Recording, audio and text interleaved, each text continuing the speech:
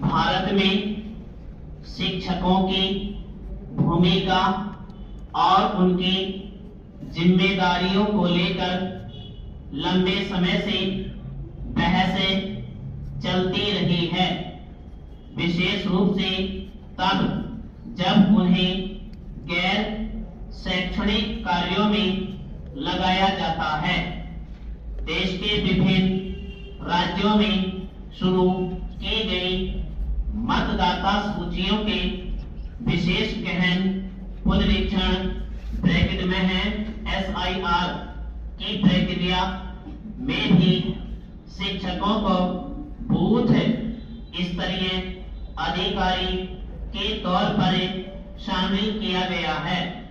इसलिए यह बहस नए सिरे से राष्ट्रीय विमर्श का विषय बन गई है।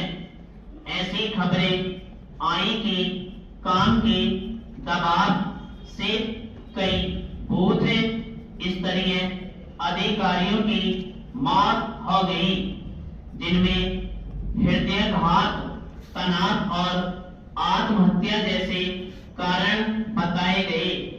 ये घटनाएं केवल व्यक्तिगत त्रासदियां नहीं बल्कि एक गहरी संरचनात्मक समस्या का संकेत है, जो बताती है कि देश में शिक्षा के संवाहक कहे जाने वाले शिक्षकों को प्रशासनिक प्रणाली के सामान्य कर्मियों की तरह इस्तेमाल किया जा रहा है। इससे न केवल शिक्षा की गुणवत्ता पर प्रतिकूल प्रभाव पड़ता है, बल्कि शिक्षकों का सम्मान, मानसिक स्वास्थ्य और कार्य संतुलन भी प्रभावित होता है। कुछ समय पहले पश्चिम बंगाल में रंगमाटी पंचायत की एक आंगनबाड़ी कार्यकर्ता की मौत पुनरीक्षण प्रक्रिया के दौरान हो गई। गुजरात में एक शिक्षक ने पत्र लिखकर कहा कि वे लगातार थकान और मानसिक दबाव से जूझ रहे हैं। इस कारण पुनरीक्षण कार्य को आगे जारी नहीं रख सकते। इस तरह मध्य प्रदेश में एक शिक्षक को प्रतिदिन कम से कम 100 मतदाताओं का सर्वेक्षण करने का लक्ष्य दिया गया था और लापरवाही के आरोप में निलंबन के अगले दिन उनका निधन हो गया। इन घटनाओं से यह सवाल अधिक मुखर होकर सामने आता है कि क्या शिक्षकों की प्राथमिक भूमिका प्रशासनिक कार्यों के बोझ तले दब गई है। यह पहली बात नहीं है जब चुनावी या अन्य गैर शैक्षणिक कार्यों में लगे शिक्षकों को जीवन की कीमतें चुकानी पड़ी हो।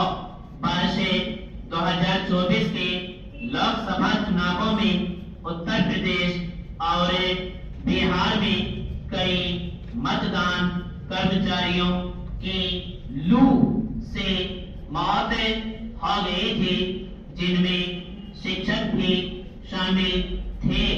ये घटनाएं संकेत देती हैं कि समस्या आकस्मिक या व्यक्तिगत स्तर की नहीं बल्कि संरचनात्मक और प्रबंधन की गंभीर कमी से उपजी है।